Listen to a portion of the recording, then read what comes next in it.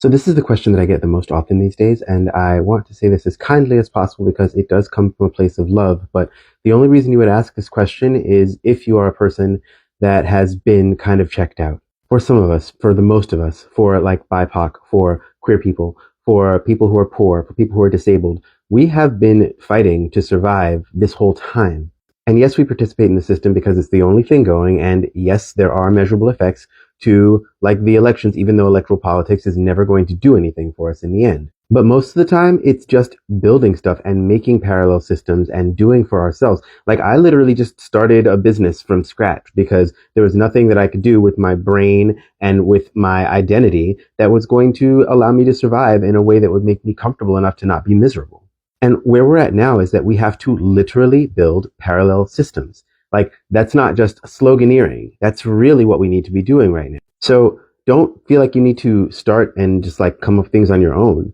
All the information is out there. Like look towards mutual aid people, look towards Black people, Black women, and Black queer people especially. Because if we all sort of buy into the strategies that have been required for some of us to survive and make them systems, parallel systems, then we can upend the system that we are living in. And yes, I simplify it down to a few sentences, but it's of course not going to be easy and victory is not assured. But the first thing, the number one thing to do is start changing the way you live your own life. You think it doesn't matter when you like stand up or get into fights with people in your family about certain issues. Yes, it does. That's what changes the culture. And if you are a member of the overculture, right, that means you are a, person with like some amount of money, then you're in the overculture and you can change the overculture.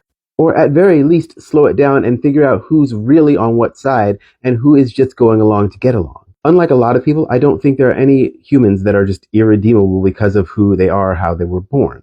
And that includes people of the overculture. But the problem with that is that just going along to get along means that you are siding with supremacy. And that's just the truth of the matter. And unwittingly, you probably have been up until now. So the first thing is don't be afraid to start calling yourself radical in your mind, in your own imagination. That's really where it starts. Start changing where you spend your money, like right now. Start supporting more Black people. Start supporting more Indigenous people. Get into the fight. A lot of people low-key still believe in this system deep down, and they aren't really wrestling with that. I am not the kind of person that says don't participate because I believe that you have to participate in every single way or we lose ground. But you have to really deeply understand that none of these systems are ever going to get us where we need to go. They're just not. They're not built that way. There's no letter you can write. There's no vote you can make. It's you.